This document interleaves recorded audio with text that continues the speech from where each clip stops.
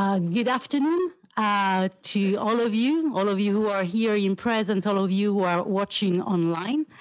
It is my pleasure and it's also my honor to welcome all of you and to moderate this panel on disinformation on migration after the invasion on Ukraine.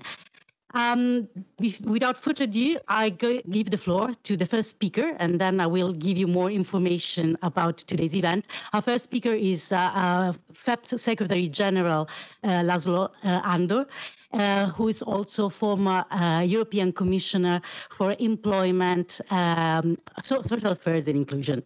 Thank you, László.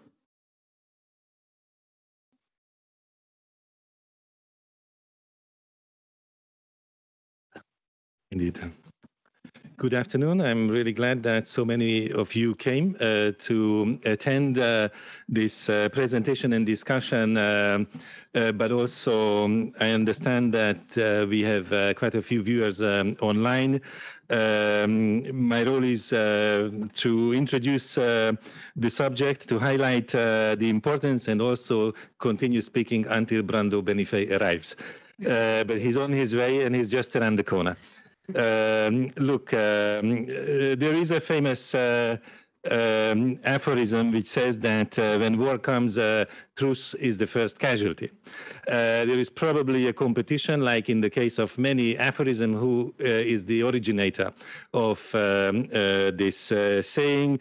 Especially in the USA, they attribute it to a US senator about 100 years ago, called H.W. Johnson, and whenever war comes, obviously this aphorism is returning because of the awareness that war is not simply happening on a military battlefield. There is also economic warfare, there is hybrid warfare, and propaganda is very much a part of it. And this is obviously very true since February this year, since the start of the Russian invasion against Ukraine. But most of you must be aware that in reality, the war did not start in February. There has been a war for quite some time, at least since 2014, which probably also means that truth has been under attack for a very long time, and from various corners, obviously, information was coupled with disinformation in order to manipulate various stakeholders, audiences, political forces, paying attention to this conflict in Eastern Europe. But again, I would like to put this into a wider perspective, citing Michael Rich, who until recently was the president of the RAND Corporation in the United States, who wrote a book under the title Truth Decay. And the truth decay has been a process observed for a very long time, also associated with the decline of reading and watching and different forms of communication actually replacing the reading of printed materials, resulting in phenomena like people being really unable to distinguish between facts and opinions. And paving the way to a huge amount of confusion, whether it's about the war or other issues. I must say that the subject of the study, which will be presented, and the subject of our discussion, which is migration, is one of the top issues, which has been a kind of casualty of the truth decay. And it was another Johnson, actually, Boris Johnson, who, as you know, was a driver of the Brexit process, and he built a career out of lying about the European Union. And when the British had a big debate about staying or not staying in the European Union, migration was one of the top issues, and disinformation about migration played a major role in generating the referendum outcome as we know it in 2016. I wanted to refer back to this development primarily to underline that there can be very high political stakes. So it's not simply a question of being nice to other humans who come from another country, who escape a war or escape a political oppression and become refugees in European countries or elsewhere. But there can be obviously massive political consequences if the disinformation specifically about migration is not combated forcefully. And building resilience, which is also in the title, is not something which can happen overnight. Right? So you can have short-term action against disinformation, present what you think is the genuine facts and the analysis, but much of it has to be some kind of longer-term strategy to build resilience, ensuring that people are better informed, they're knowledgeable about history, they speak languages. I think in the current situation, the simple fact that Russians and Ukrainians use a different alphabet than most people in Western Europe is also a barrier to proper information for many people, and you are bound to receive a huge amount of filtered information and analysis from others who might be able to read and speak Ukrainian or Russian in the case of the current conflict. So needless to say, I think we are united in solidarity, not in general terms simply with migrants, but with the war effort of Ukraine against the Russian aggression, and not only speaking about a state which is fighting for its independence, but also the people, whether they stayed in Ukraine or whether they left. We know millions have left already in the first months, probably about 3 million. Crossing the borders. This is not a small-scale humanitarian challenge. It's really an enormous one, and that's why we believe that so much is at stake. FEPS has been consistently in the recent years paying attention to migration, and also disinformation about migration has been subject of studies in various cycles of the previous refugee waves, but now what we experience since February obviously adds a new chapter, and I really look forward to the presentation of the study and also the discussion that follows, because there is a lot to do for those who analyze the situation, but also those who are in a position to take decisions in order to alleviate the situation and help those who need our help. Thank you very much.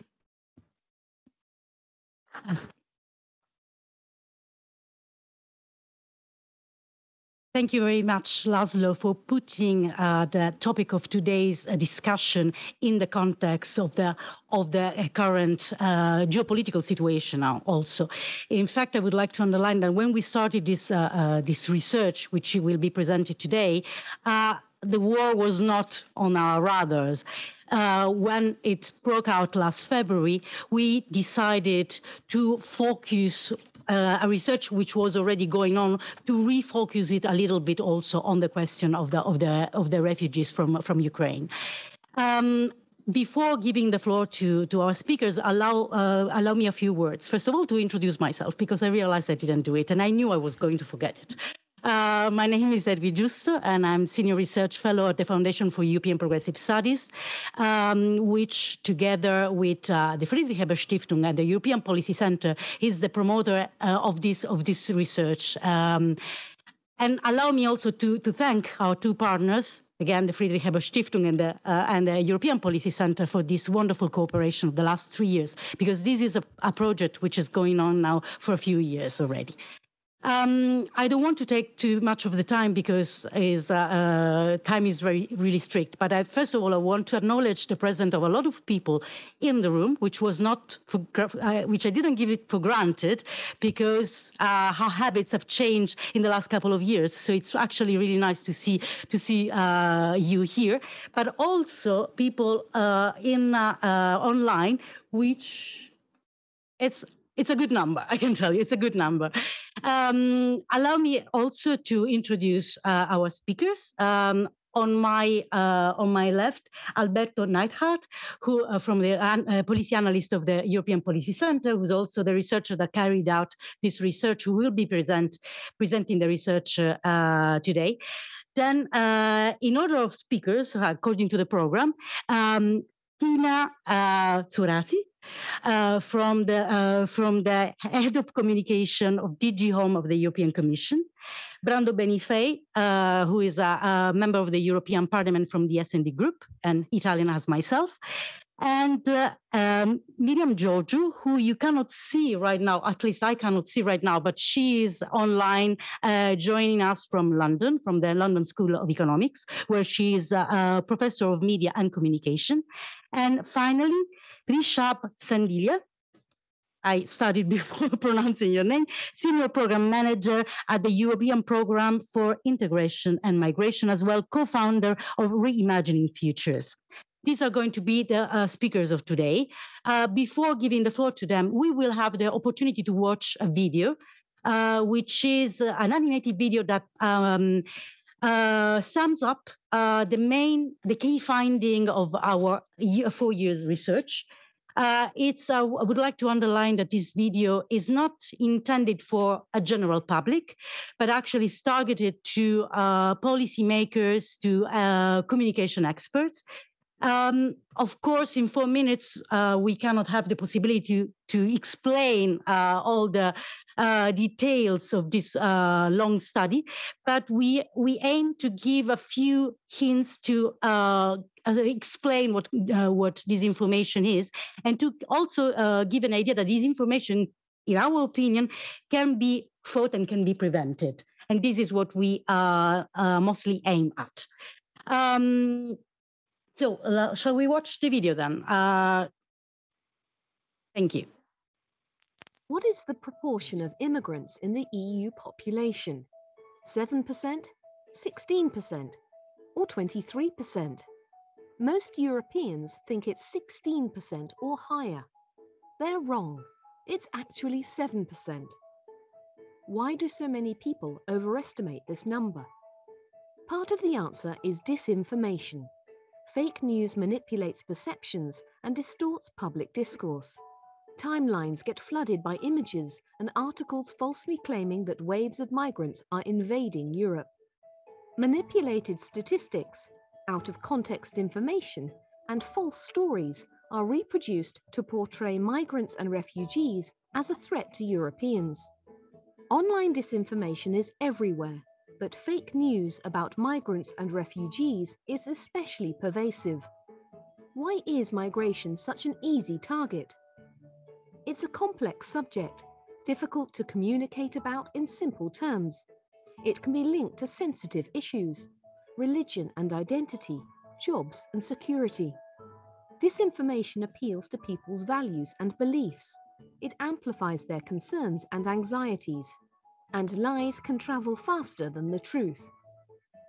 The fight against disinformation is at the centre of many recent public and civil society initiatives. The EU Digital Services Act seeks to facilitate the removal of illegal content online and increase transparency and accountability. Across Europe, fact-checkers verify online content and expose lies spread daily by disinformation actors. But these measures only expose false claims after they have been published. Too late to change the tone of public discourse set by fake stories. That is why the EU needs to switch from a reactive to a proactive approach, a pre-bunking strategy centered on foresight, media, and information literacy, creating the conditions for a more balanced and informed debate about migration. Foresight makes it possible to spot which disinformation stories may go viral by systematically monitoring online trends and anticipating possible future scenarios. It allows public and private actors to take strategic actions in advance, like targeted awareness-raising campaigns. With greater critical skills, people can learn to identify fake news, unverifiable stories, or out-of-context information. Promoting a more informed dialogue also requires boosting people's understanding of migration. Key intermediaries between policymakers and the public, such as journalists and school teachers, should receive subject-specific training. Migration literacy would enable them to avoid reproducing disinformation unintentionally. Beyond these pre-bunking methods, politicians and public figures have a particular responsibility to talk about migration in a truthful and measured way. Evidence-based stories and messages that acknowledge people's potential concerns without inflating them, and at the same time offer a more positive, balanced view of migration, can help reframe the debate away from divisive disinformation narratives. These actions combined will help prevent the spread of fake news. Citizens will be better able to navigate a changing information environment.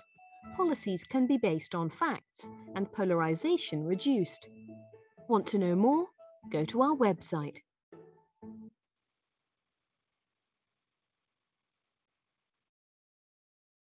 Thank you very much.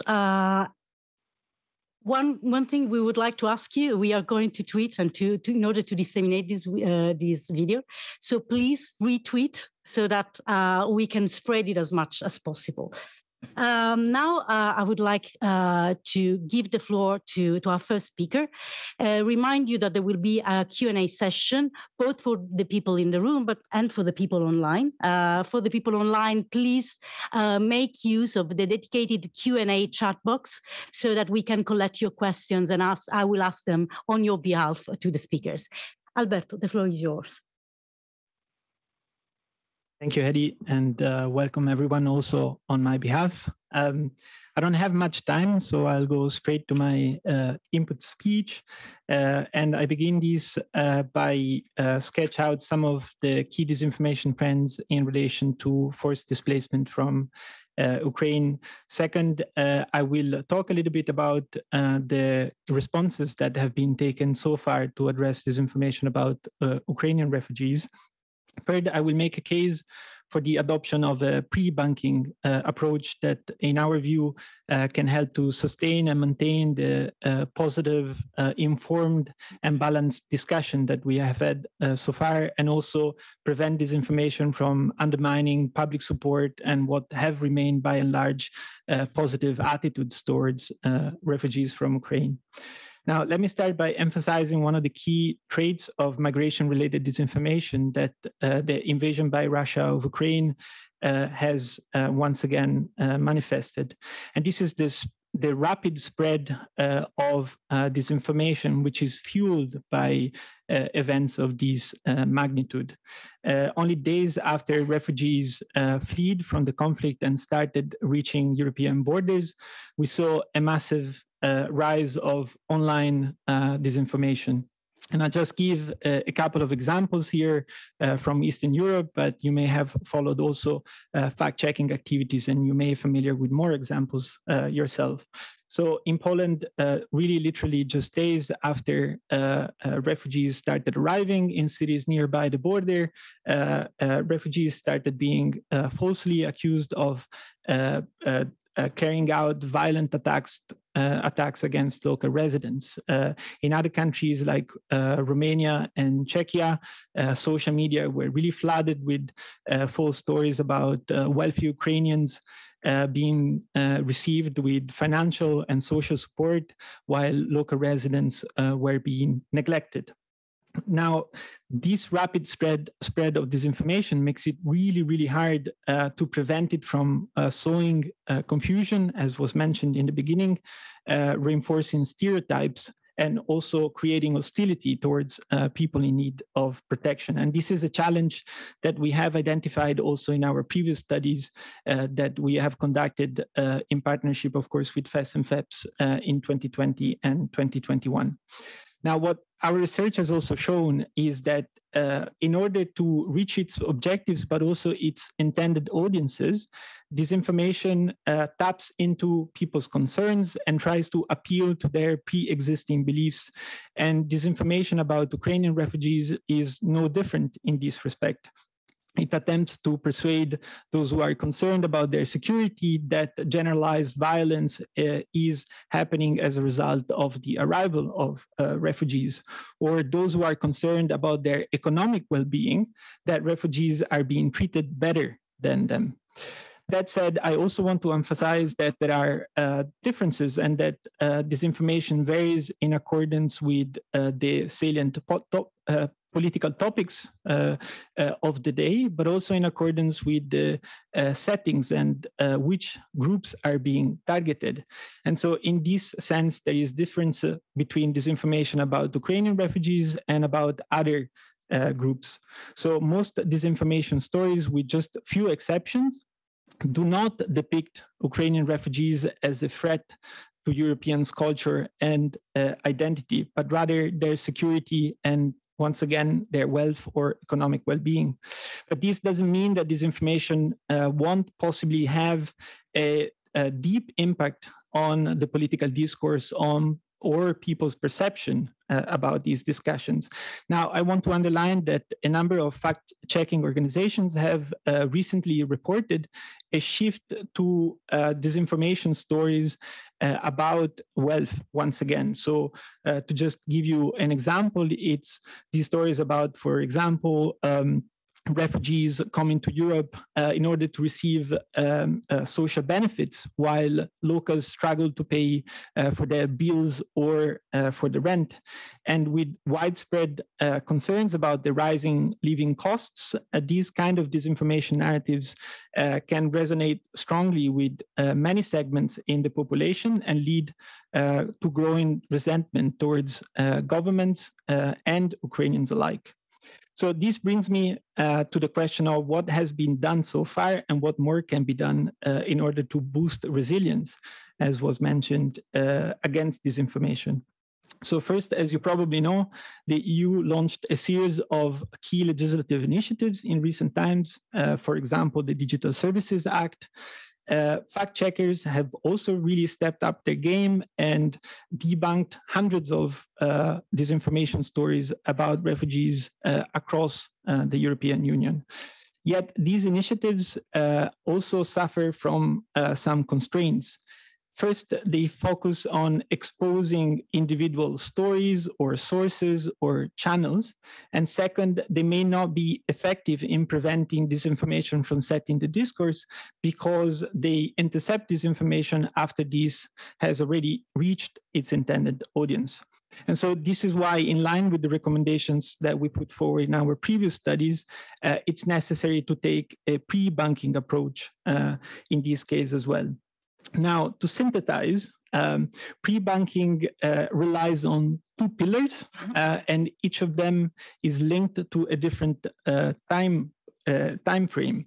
So in the short to the medium term, pre-bunking efforts are devoted to carrying out systematic risk assessments and to identifying possible disinformation trends as early as possible, or even anticipating future disinformation. And I think in the current geopolitical but also complex socioeconomic situation, these kind of foresight activities are necessary in order to launch awareness-raising campaigns as much as possible, but also to enable policymakers and communicators to reorient their messages to acknowledge people's concerns on the one hand, but also without amplifying them and without or shifting away the attention from the frames which are used by disinformation actors. In the longer term, instead, pre-bunking aims to promote critical skills so that people can themselves distinguish facts from falsehoods and filter out manipulative content. And of course, these are longer term strategies, and this was pointed to by László before. And they can happen, for example, by means of media and literacy campaigns. And in this respect, after the war broke out in Ukraine, or after the 2022 invasion by Russia of Ukraine, many initiatives were launched across the European Union by universities, by media organizations, educators, libraries. However, these initiatives were stronger in the countries where there were already pre-established media literacy programs, or there was a stronger tradition in this respect. Another problem is that these kinds of initiatives are directed oftentimes, or most times, to the general public, while disinformation may be appealing to segments of the population who remain outside the reach of these initiatives. So more should be done to ensure that all ordinary citizens, particularly those who are most exposed to the risk of disinformation, benefit from these programs and can acquire critical skills. Finally, as part of this pre-banking approach, we have argued for subject-specific competences, and we have called these migration literacy in our studies. Now, in this case, too, there are significant initiatives that can be observed in relation to forced displacement from Ukraine. And maybe, Tina, you will say a few words about the initiatives coordinated by the Commission. Now, at national level, I want to emphasize that virtually for the first time, most European countries have published regular updates on the number of Ukrainian refugees who have been welcomed, on public expenditure, and many more relevant statistic and information.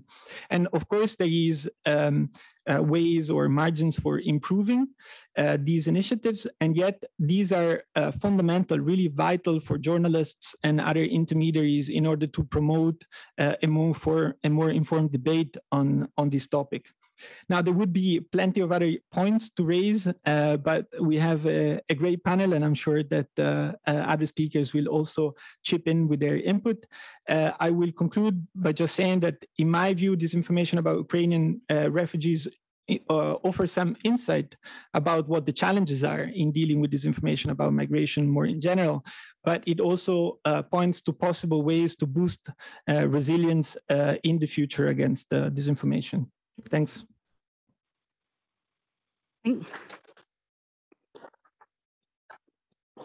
Thank you very much, Alberto. I know how difficult it was for you to sum up in only a few minutes 3 years of research. So I invite actually all of you to download the researches from our websites and read the complete work.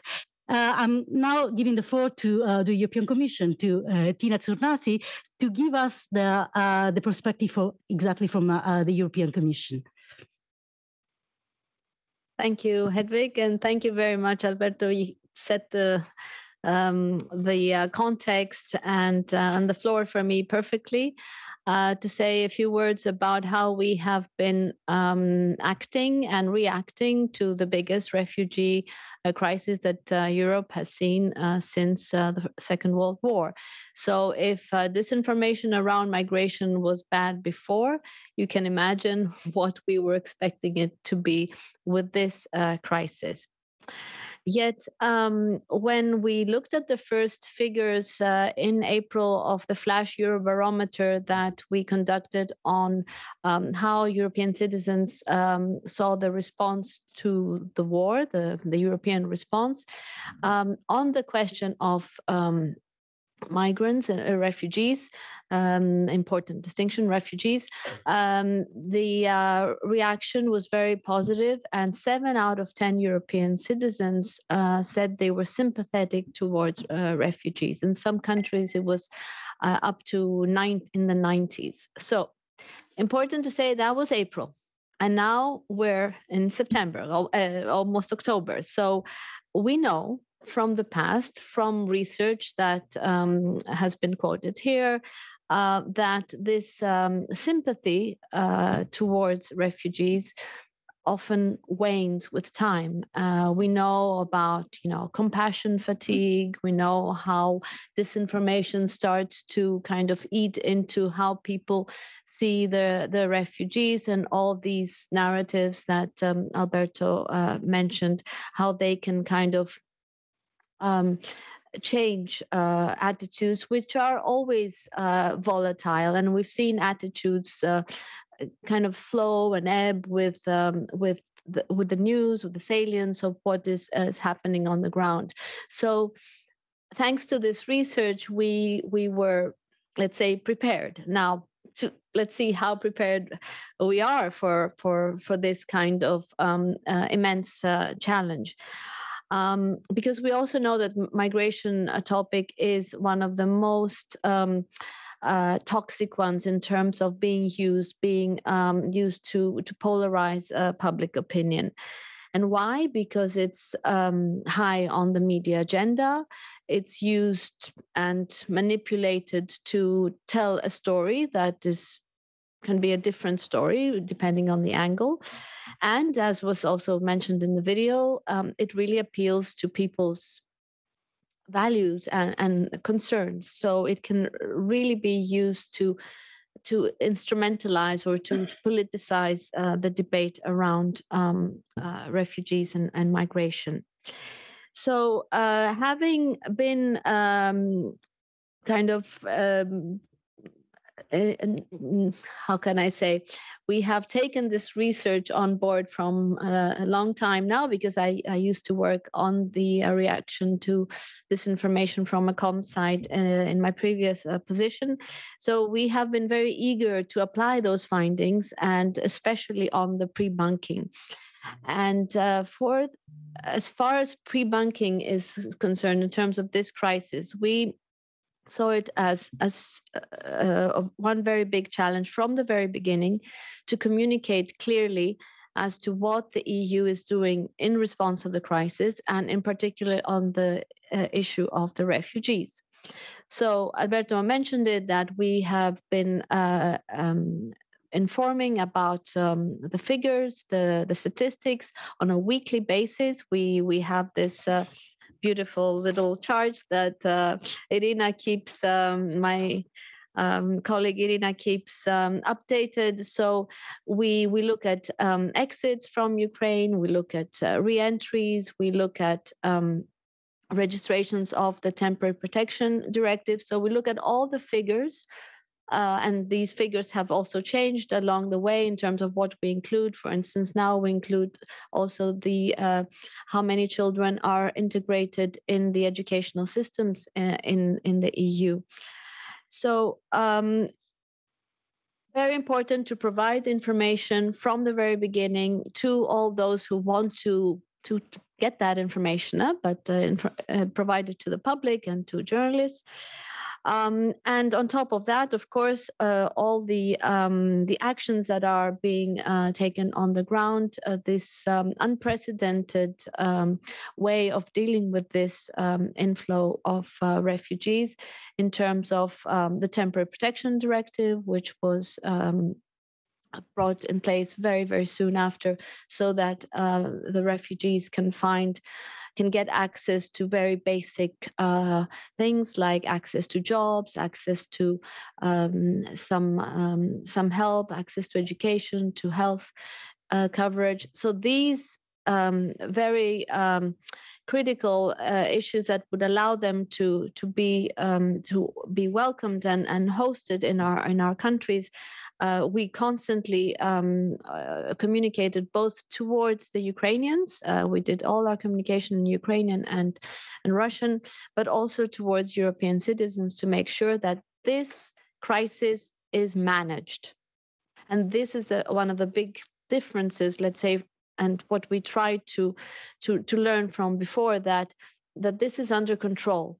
And at all times, our sense of what our commissioner was saying, what our politicians were saying, is that, and our president, that this is a crisis that is under control, that we have the mechanisms, whether it's reporting on what's happening on the ground, to coordinating with member states. We have weekly meetings of a so-called solidarity platform with member states that come online, thank God, and and discuss every aspect of the integration of the refugees in their countries and what the issues are, they see as coming up.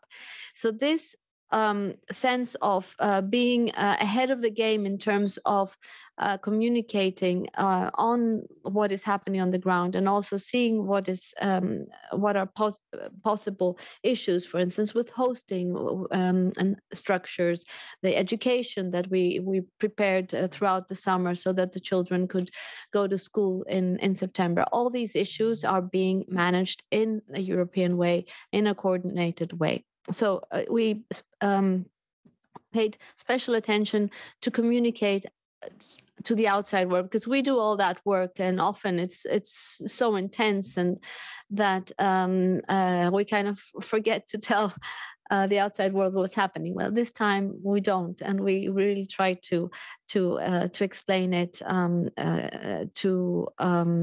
through social media, through articles, through our commissioner, through everybody who is both at European level and national level involved in this.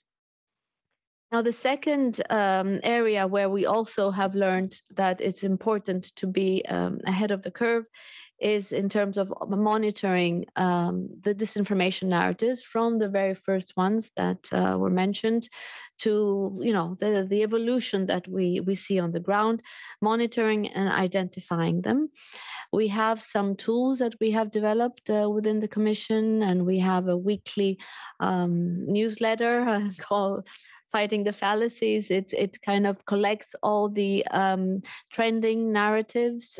Some of them start very small and very niche papers or blogs or websites that most of us would never go to, but they're there, and often they spread, and they bring this grain of untruth that can be used in other more mainstream media. So it's very important to know what's coming. I won't go into all of those because basically there's tons, but just to say that they often follow these patterns that you have identified in the research, that they are talking to people's anxieties in terms of health, wealth, security, and identity. So in this case of Ukraine, we've seen most of them. At the beginning, we saw some on health, that Ukrainian refugees were coming and they were not vaccinated in general, not COVID in general. And then they evolved more to the wealth narrative, so that they're coming, they're taking the assistance, the welfare, that they're more privileged than our nationals, that they're not grateful. At the same time, we saw some other Kremlin kind of push narratives that Europe is an unsuitable place for refugees, it lacks capacity, they can't be hosted, that European migration policy is racist and gives preference to the Ukrainians, and has left everybody else outside.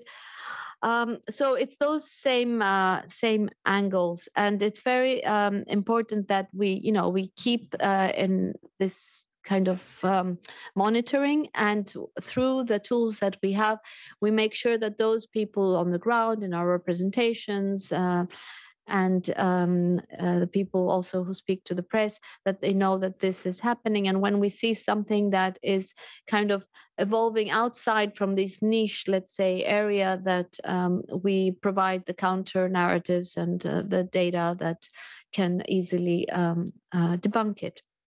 Now, speaking about debunking, I won't say much because I think Alberto said it all, but more on the longer term, I just want to say that we are planning to have a campaign to boost this resilience, and it's going to be an awareness raising campaign on migration. We want to shift the narrative to a more positive, hope-based narrative, And migration literacy is going to be one of our first objectives. Debunking also will be one of those objectives, and we're going to try as much as possible to find stories and narratives that resonate with people, and provide this reassuring kind of note of what Europe is doing to manage this at European level, and of course the added value of Europe, but also what's happening on the ground, especially in terms of integration.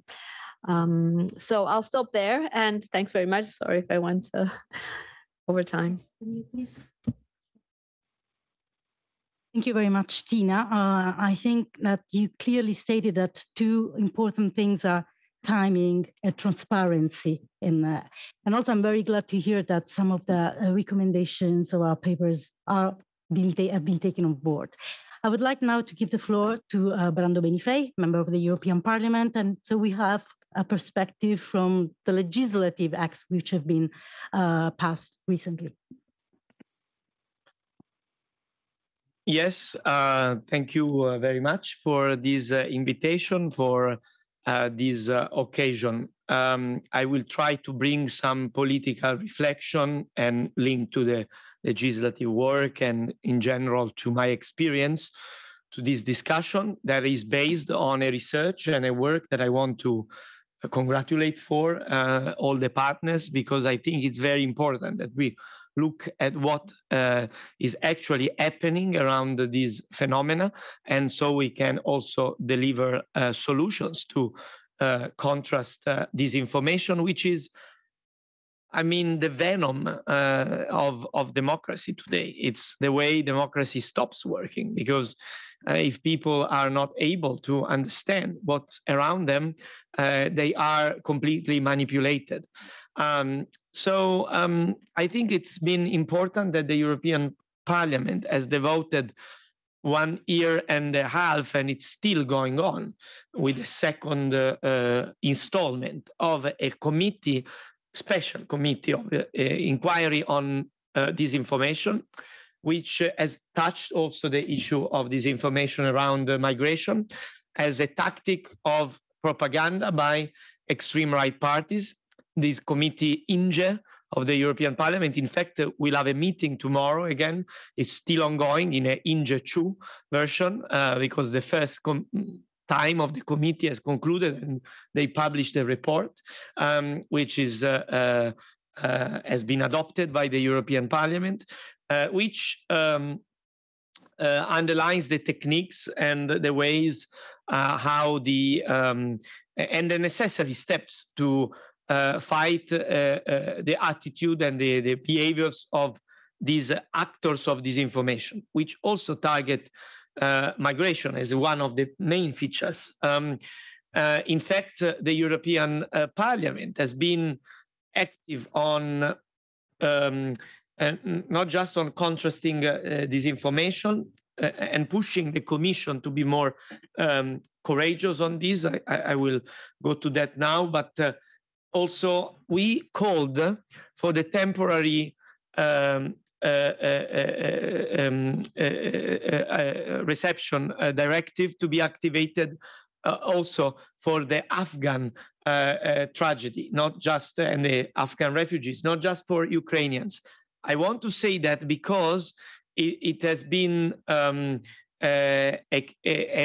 important action that the Parliament was not able to take in the case of Afghanistan because of the contrast with the governments on this, but it has been possible to activate this directive for giving immediate reception and recognition of refugee status for Ukrainian refugees, which in my opinion has been an important act also to make people see who are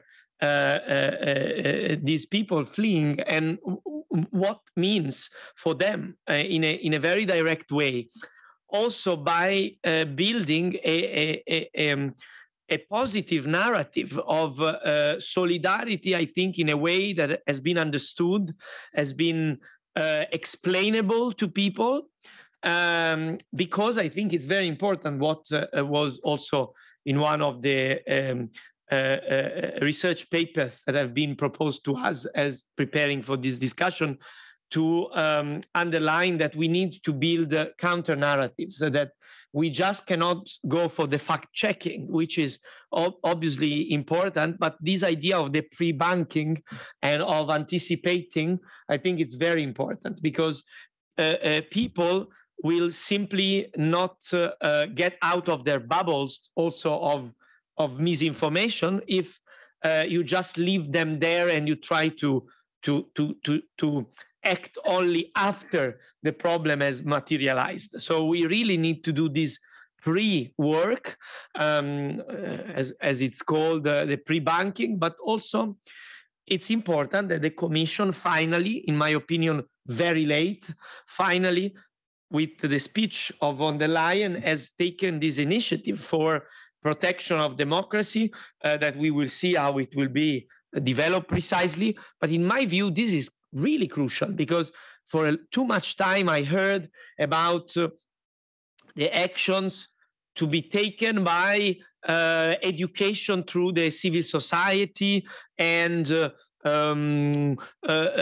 kind of giving to the people and the organizations by civil society the role to tackle disinformation. On one end, we have acted on the legislative side with, for example, the DSA, but on the disinformation on the social media, we have taken steps finally to act on that. And myself, I am the AI rapporteur for the AI regulation. We are also looking at this kind of usage of deepfakes and new sophisticated instruments to pursue misinformation and disinformation objectives. But also, I think it's important, and I welcome the speech of von der Leyen on this, that we take a further step from the institutional side, because this is a systemic challenge. It cannot be left to voluntarism or to a generic support for democracy education and learning to identify disinformation. Yes, this is all important, but I think you need to take democracy is at stake. And so the democratic institutions need to take a much more proactive and up to the task attitude, which I've been seeing missing in action for a long time. It was appalling how, and I give this final example before closing, it has been appalling to see how much the Chinese disinformation on the reaction of Europe and of the attitude of the European institutions towards the pandemic has been in the first phase of the pandemic, because Europe has been, as you remember, discussing and finally deciding on a step up on new instruments, new decisions, Next Generation EU, etc. But I was shocked to understand how many Italians were convinced, looking at my country, by the idea that the other European countries were not able to support each other, not also my country, Italy, while it was other countries, China, that was able to support Italy in a way that no one else was doing. And this was based on false propaganda that was well organized. And we don't know where it came from exactly. I cannot say it was from the Chinese government, but it was a fact that was depicting not just China, but even very subtly that Albania, for example, was giving more to Italy than France and Germany and Spain, which was not true, even though there was a manipulation of a pro-European effort by the Prime Minister of Albania, which was also himself denouncing the fact that there was an anti-European propaganda on the table. So you see how it was a big closed circuit of disinformation. So we need to be much more conscious on the level of and layers of effort of misinformation on these topics. And I really conclude on the migration, we have seen a lot of use of these techniques to depict on crime, on social insecurity, with the funny, well, not funny, but paradoxical situation that migrants were blamed very often, both on doing nothing and stealing jobs, which was often in a contradiction. But as you see, this is not just a matter of countering the facts. You need to build a positive alternative narrative. And I think this is something also in the work that you are doing is something that is being focused on, and I think it's very important. Thank you. Thank you very much, Brando. I will now give the floor to Professor Myria Georgiou, who is following us from London. Myria, the floor is yours. Thank you. Thank you for including me to this really important conversation. So in my intervention, I would like to slightly shift the focus, but hopefully stay within addressing some of the important problems in relation to information disorder. So in the few words that I want to say, I want to focus on a side of the debate on disinformation that we often do not tackle, and that is the side of mainstream media. So while fascinated or concerned with the new, which in this case is social media, and quite rightly so, based on everything that has been said already by other people, we might also need to pay more attention to the old, to what we know as mainstream or legacy media. So here I would like to talk briefly about the role of mainstream media in misinformation about migration and its consequences. So the concept of misinformation alongside disinformation, I think, is important here. And it refers, according to UNESCO, to the circulation of misleading, false, and manipulated information, which is not, however, deliberate, unlike disinformation. So when we see public opinion surveys like the one you presented earlier, where repeatedly citizens massively overestimate the numbers of migrants in their countries, the question is, where does this huge misunderstanding come from? And this is a question that drives many of the contributions today. We could, of course, blame the organized disinformation campaigns, and partly quite rightly so. We could blame the environment of social media, but of course, the media ecology does not only include these elements, but the media ecology is, of course, much more complex than that. And research repeatedly has actually shown that citizens still depend largely on mainstream media, even if they consume their content on social media platforms. Very often it is the mainstream media that most citizens turn to, especially for trustworthy information. And we can identify at least 3 reasons why mainstream media become entangled with misinformation. So the first reason relates to the intensification of competition from social media and how this feeds into an economy of fast news production, which means very often less fact-checking in mainstream media. The economy of fast news production also requires cheaper news production. Thus, we see less and less specialized or investigative reporting, even across the mainstream media. So reporting on migration is often produced without deeper knowledge and understanding of that field of migration, its causes, its formations, or any understanding of migrant histories and biographies. This often means that stereotypical depictions of good migrants and bad migrants, of deserving or undeserving refugees, become more easily applied scenario in the way that stories around migration are represented. In this hugely competitive media ecology, in the one that platforms dominate, sensationalism, as we know, sells more. And clickbaiting and sensational reporting is a problem for mainstream media as much as it is for non-mainstream media. So this in turn creates categories of migrants that audiences can easily identify, and who can identify based on emotional reactions, either to hate as invaders and as threats, or to feel sorry for as abject and vulnerable victims.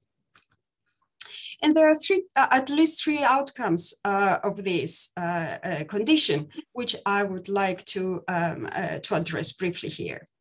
So the first one is that as mainstream media ordinarily reproduce stereotypes that divide good from bad migrants, of migrants who are either victims or threats, it becomes more difficult for citizens to see migrants outside these frames. Thus, the prospects of citizens seeing migrants and refugees as people like us, let's say, and accept them becomes even more of a challenge. For example, often among citizens, suspicion grows against refugees when the refugees are legitimately asking for access to resources and access to rights, because these voices that are asking for access to resources and rights directly contradicts the media depictions of refugees as silent, suffering, but always grateful victims. The second outcome is that fast journalism is more likely to reproduce stereotypes that do not only divide migrants and citizens, but also migrants themselves. For example, when there is a lack of deeper understanding of migration, it is often likely for journalists to build on their own preconceptions and their limited cultural knowledge.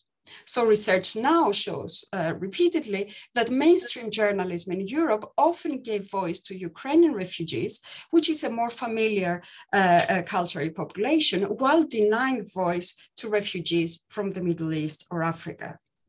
So this kind of journalism ends up creating a hierarchical humanity where all migrants might be appearing as strangers in the media, but some of them become more strangers than others. And finally, reporting that plays out audiences' sentimental response to migration, even if it does so positively, can be more harmful than not. And other people mention compassion fatigue, but I think there's a deeper problem than that as well we need to address. So we can see, for example, how in the first months of the Ukrainian refugees flight, and that was mentioned already by other speakers, media were hugely sympathetic. We now see that slowly but surely news coverage shifts and suspicion towards Ukrainian refugees grows. This is not surprisingly, unfortunately, we were there before, we have been there before. We saw similar patterns in reporting back in the 2015 so-called refugee crisis, especially with Syrian refugees. The initial welcome that was extended to Syrian refugees in European media was eventually replaced by growing hostility. The problem here are the terms of the conversation. It is not only compassion fatigue, but is the term of the public conversation and not the specific content. To explain what I mean, as migrants are regularly, either positively or negatively, represented in the media as others, as outsiders that are exceptionally accepted and who are and should only be subjected to decisions by the receiving society and to its benevolence, it becomes almost impossible for the public, and then consequently also for politicians, to see them as people who have the right to have rights, in Hannah Arendt's words. So just to conclude, I would like to bring in the conversation the role of mainstream media, perhaps not as those players that deliberately produce and spread false news, but as part of this ecology where partial, misrepresented information and narrow categories through which we see the people in the context of migration might be, in fact, an important problem of what UNESCO calls the disinformation order. So it's very important as we think about how to tackle disinformation, also to think about what is the role of those mainstream players in the production and in the circulation of news when they themselves produce news information and reach the European publics. Thank you. Thank you very much, Myria, not only for having brought to the table the question of the role played by mainstream media, which bring also to the discussion a new level, because I think we also in our mind, we tend to focus more on social media when we speak about disinformation, but also for raising the issue of the different way media, mainstream media, but not only mainstream media, have treated refugees coming from Ukraine and refugees coming from other areas of the world. I'm now giving the floor to our last speaker, and then I will be happy to engage in a conversation also with the audience here in the room and with the people online, whom I ask to write your question in the dedicated chat box. The floor is yours.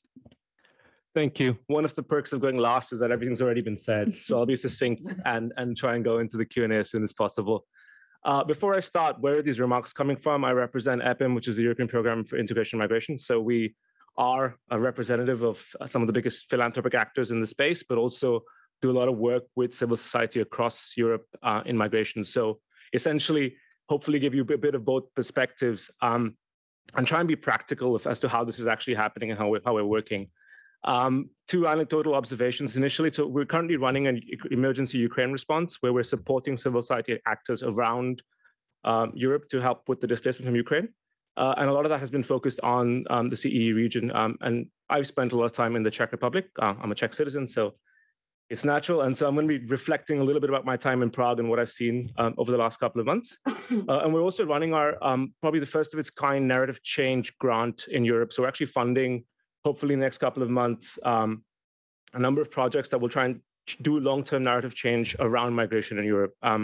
So this is also an experiment for us to see how this works. And then finally, I think I'm trying to bring in some of my own lived migration experience into this debate. I am Indian. I moved to Europe 18 years ago.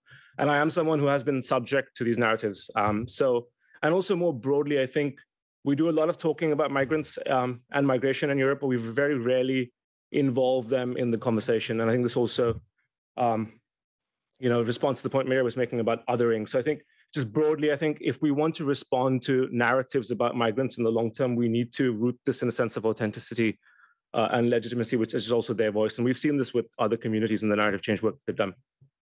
So EPIM doesn't do disinformation work. We're more interested right now in long-term narrative change. And disinformation is one source of those narratives we want to change. But then there's information, there's misinformation, there's political spin, and there are different inherent societal frames and stereotypes, and it's and history. There's a long-term history that creates narratives, right? So I think when we try and change migration narratives, it's also something that we have to acknowledge is long-term. And it does go beyond combating disinformation, even though it's a very important point and key aspect of it. Narrative change is contextual, it's localized, it's iterative. And I think at a European level, the job is to get the conversation going, because narrative change has to really happen in the context where the narratives are happening, right? And the narratives in Central and Eastern Europe are very, very different from the narratives in the UK or Western Europe. So I think just being very focused on the idea that we are dealing with multiple narratives, multiple national narratives. There is no silver bullet, and the role of philanthropy and civil society is limited, but we can have impact. And the reference I want to draw is, the climate change movement and how eventually we got to 1.5, and there was an agreement, and a lot of that was driven by civil society and philanthropy. And I'm here with a lot of questions, and I humbly accept that I don't have answers. EPIM doesn't have answers. We don't have answers. We have a lot of questions around this space. We may have an inkling in the direction to which the answers lie, but I think a lot of the work in the narrative change space has just begun, and it will take a few years before we start getting more clear answers.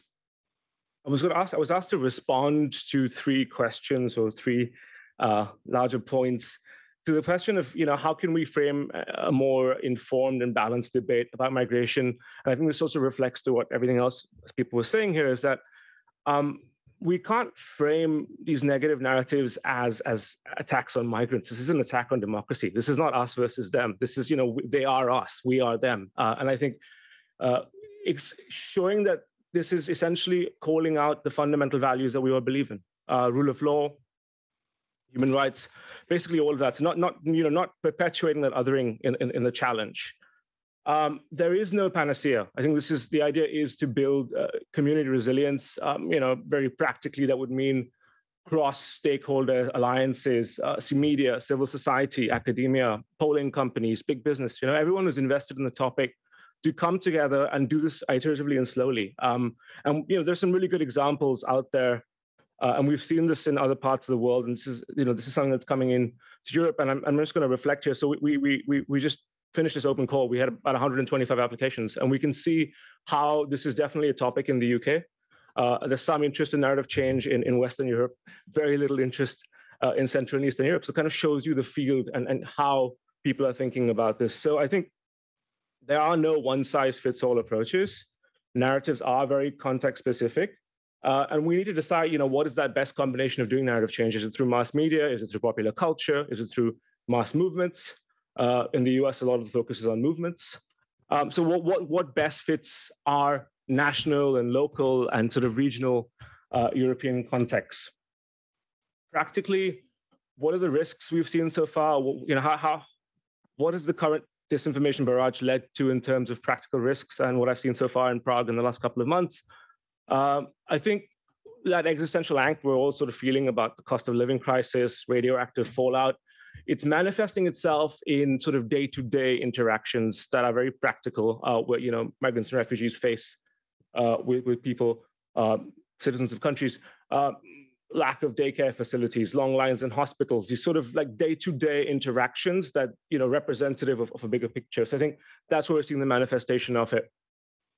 How do you deal with this? And it's tricky. I think the answer really is that, at least in Central and Eastern Europe, what's made me immensely proud is, in a region where civil society just reactivated itself 30 years ago, civil society has led this entire this response for the most part. It has been a community-based response, and I think that is the answer. And essentially, as Brando said, it involves reinventing democracy. Reinventing democracy at its fundamental day-to-day encounters, involving refugees and migrants in those regular day-to-day encounters. So whether that's climate budgets, whether that's some really great examples here, community dinner conversations that people are doing to involve them in the day-to-day activities, programs where films are shown in schools.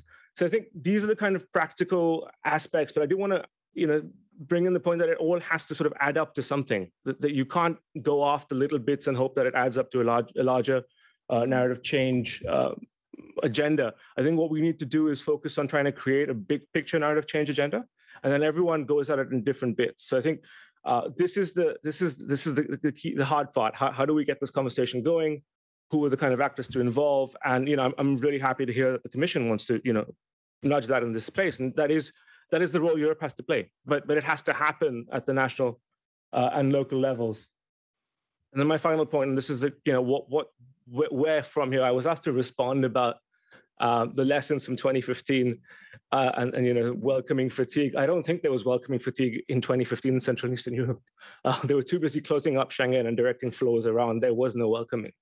But I think the difference now in 2022 is that there is a welcoming, and this is a community-based welcoming, which has been unparalleled, unprecedented, and it really is a leverage point and does give me much hope. And I think the fact that you've had at a European level an attempt to enshrine certain practices around the around legal activities is also a sign of positivity. So I think this European process that's happened, but also the fact that we can count on communities at the local level is that, and then we need to connect that and bridge that into the national level. So that is the answer. So again, I leave with more questions and I end with more questions than answers. Thank you very much, Hrishabh, for bringing also the voice of the civil society. Brando before said that it's important to have the institutions involved. Of course, the role that civil society organizations have always done in the field of migration is essential. I would like to ask to start with asking some question myself, and my first question is to Tina, if you allow me, because you mentioned the coordination that the European Commission has put on the table, has started to act on the field of disinformation. And you spoke of all the actions that have been carried out recently, and you also spoke of the coordination with the member states. You spoke about the transparency, the need to communicate, but I cannot but think that when the European Commission communicates, remains in the Brussels bubble. So the role of the coordination with the member states is here essential.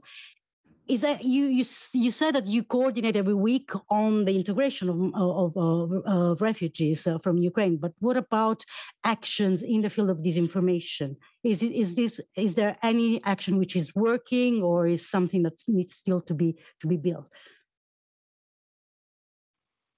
Thanks for this question. The work that we've been doing on fighting disinformation goes back to before 2018, when the first action plan against disinformation was agreed with member states, and there was a series of actions, including what Brando mentioned, the first of its kind and first in the world code of conduct, voluntary, but still a code of conduct for social media platforms to take down or to remove or to anything that was deemed to be disinformation, and to report about it. So it was even at that time considered a whole society approach, that you had governments, you had social media, you had civil society, and you had citizens that would have to develop this critical thinking to be able to better distinguish what is and what isn't disinformation. So building on that, and over the years, also you know that it was the same time that the External Action Service set up the Stratcom service, where they started looking into all those narratives that at the time were coming from the Kremlin, but later on were kind of adopted by our countries all over Europe, and using the same kind of playbook of how to use disinformation and how to use those same tropes in the public debates. So I just want to show that this has been an evolution, including the very useful committee, the Inge committee that Brando mentioned, and we've been working very closely with the Parliament all along. So that's on the policy response. And then what I mentioned that we've been doing more on the operational response is having that reflex to straight away start to monitor what is being said. We had started this very keenly with the COVID response, because there was massive disinformation. I think that's where most people realized how over kind of how it basically it's in everything that we do, disinformation and misinformation. So we did a lot of kind of literacy around that during COVID, but now we're stepping up, and through our monitoring, we were feeling much better prepared in terms of the migration disinformation and misinformation, because it's important to make that distinction, especially since the numbers all these misperceptions are more because of misinformation rather than disinformation. So on the ground, apart from this monitoring and the debunking and the exposing that we are doing through the fact-checking, there's fact-checking operations and organizations in every member state now. They talk to each other.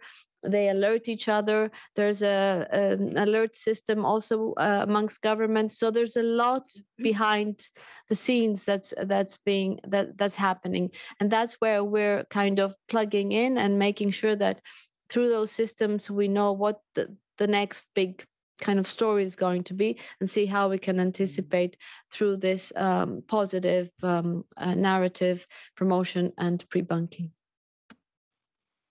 Thank you very much, Tina. I take a question from the audience online, from Maurizio Stor. He has already for the discussion, okay, sorry.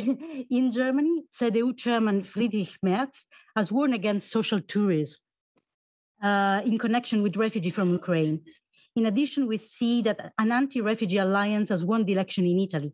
How will this affect disinformation on migration in Europe, and what should be done about it?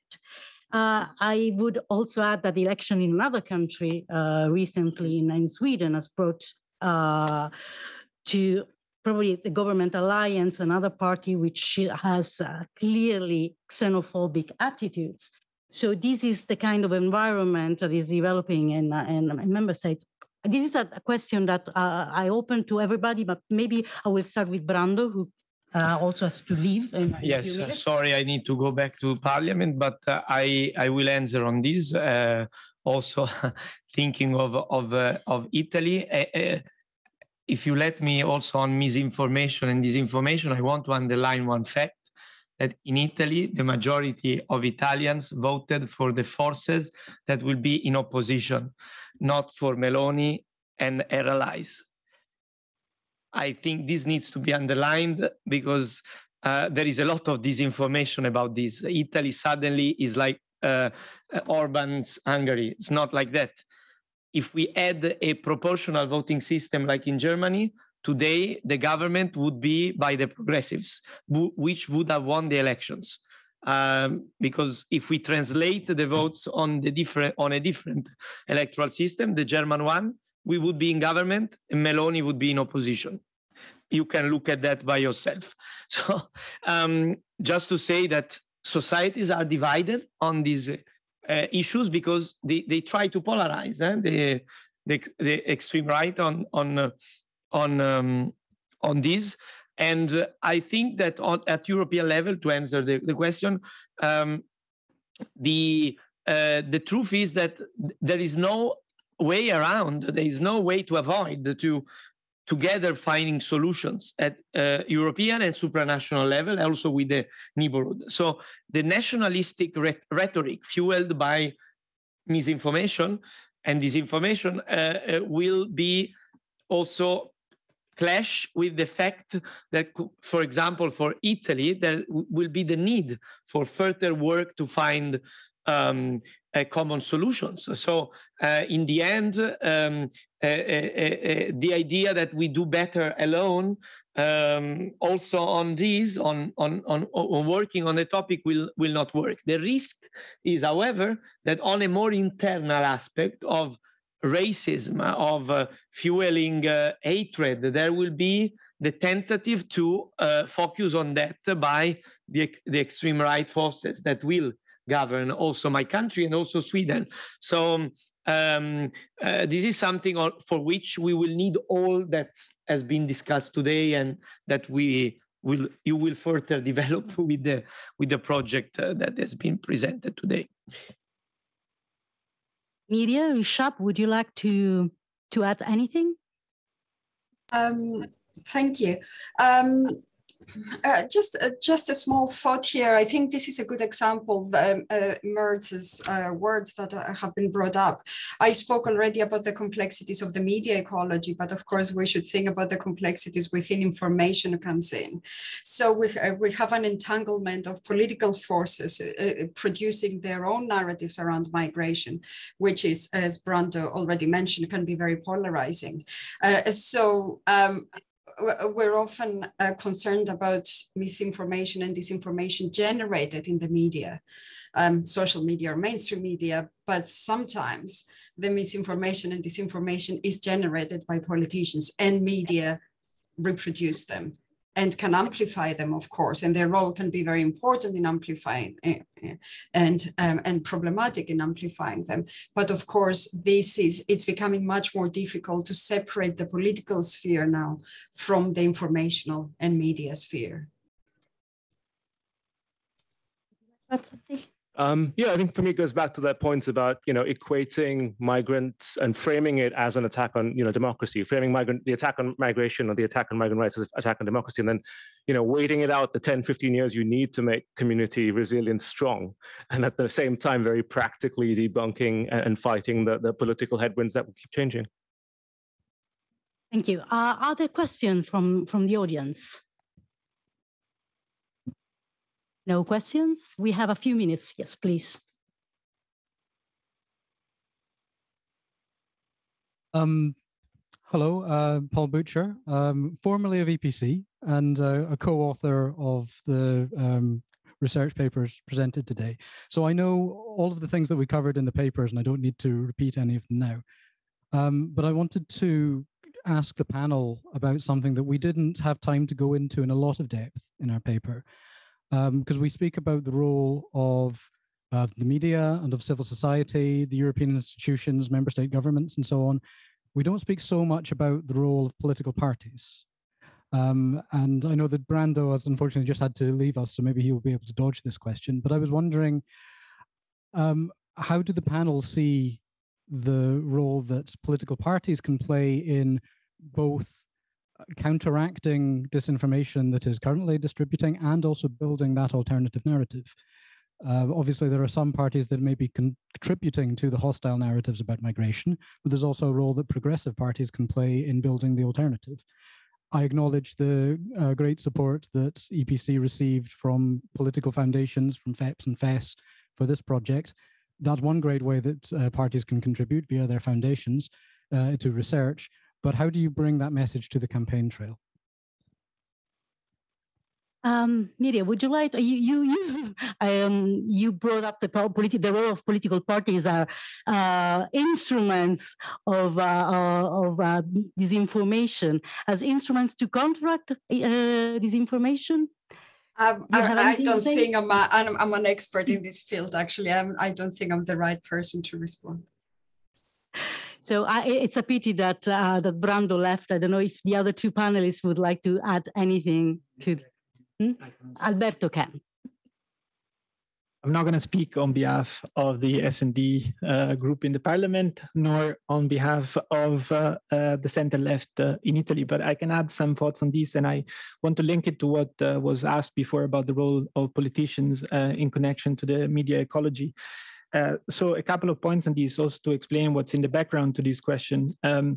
What we noticed when we started researching on this topic is that there was a lot of focus on foreign sources of disinformation. And over time, of course, the attention has shifted to homebred disinformation. And I think the actions that Tina was talking about before is a reflection of the fact that there is much more attention to what are sources, internal sources, Europe-based outlets that constantly spread disinformation about migrants and refugees, among other topics.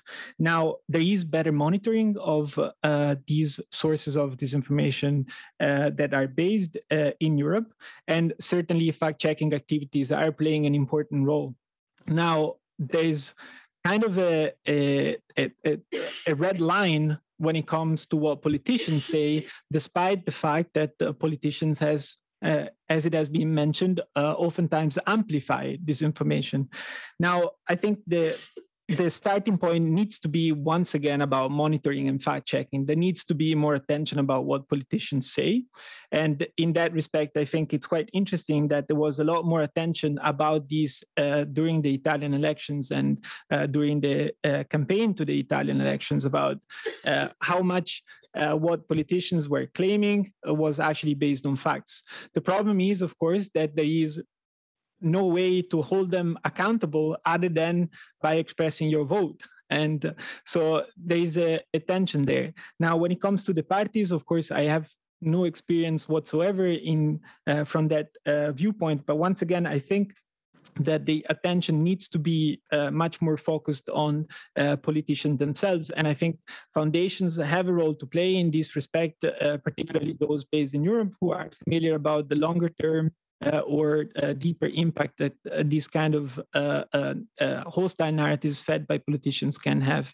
Unfortunately, I do not have the answer, but perhaps we can also ask Brando to send comments in writing if he has anything to say specifically about this. very much. Another question over there. Just last one, and then we close the video.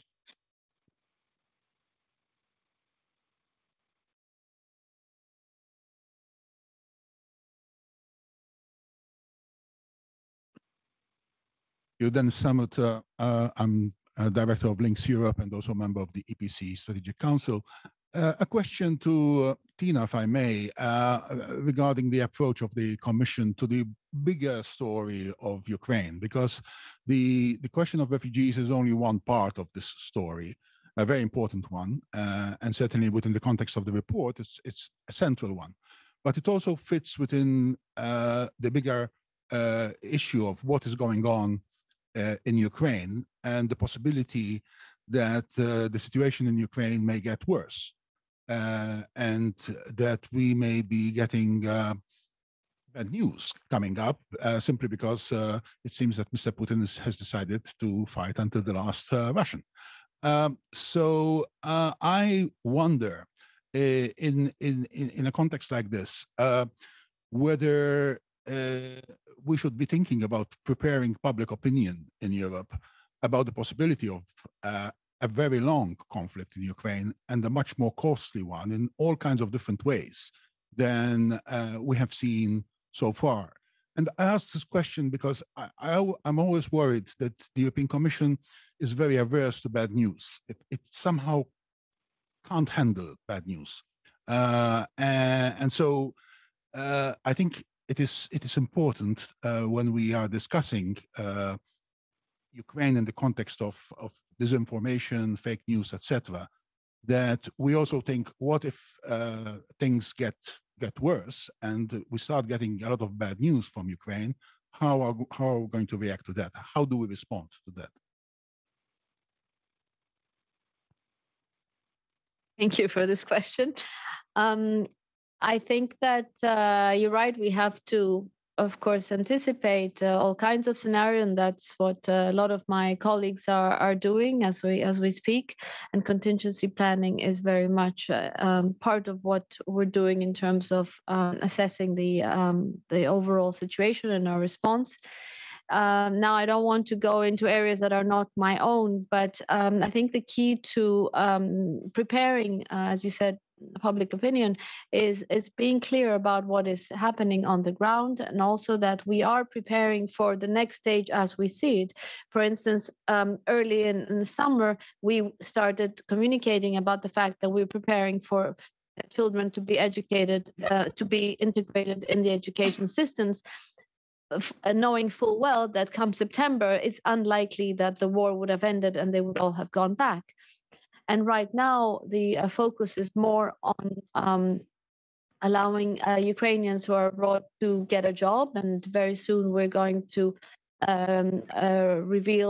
launch a whole special pilot program to allow them to be matched, those who have special skills with or any skills to the job shortage that or the jobs that are out there, because we are experiencing extreme job shortages in Europe. So I think the direction we should be going is to looking for, if not more common ground, but more solutions-based either reporting or communicating, because this is where we can find this kind of, if not consensus, but at least people seeing that there's a logic behind that. And also on Ukraine, I mean, I think it's a good example of where we could be promoting more of the integration narrative that Hrishabh was saying, that how we can live together. And in countries like Poland that have been stretched to the limits in terms of welcoming Ukrainians, and the response on the ground has been very, very positive, and the communities have come together to do that, I think. And this is where also the EU is coming together with the member states to help and make it more systematic.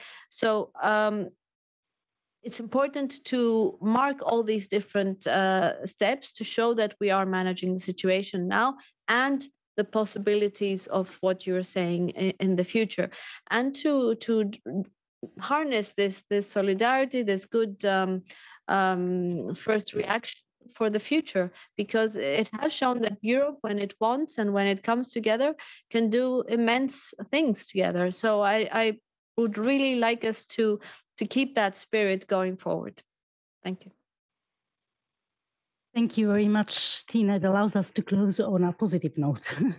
I would like to thank you, the audience, and I would like to thank you also the people online. There are other questions that cannot be answered. And I'm now giving the floor to my friend Tobias Schmidt, who's policy officer at the Friedrich Ebert Stiftung, for the closing remarks.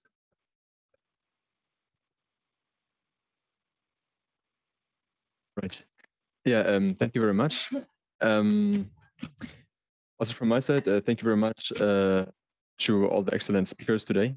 And also thank you very much for the fantastic audience and the numbers, fantastic. Yeah, what we have gone through in it, and that we always were used to online events. And but I also want to thank you, Hedi, and and the Foundation for European Progressive Studies for guiding us through the insightful discussion today, and also for the fruitful cooperation on this multi-annual project that, as you said, has been started already in 2019 by my colleague that is also here in the audience today. Also, thank you for starting it in 2019, my predecessor. So very nice to see you today here in the audience. Yeah, also thank you very much, Alberto, and the European Policy Center for your research and for facilitating this event and this exchange today.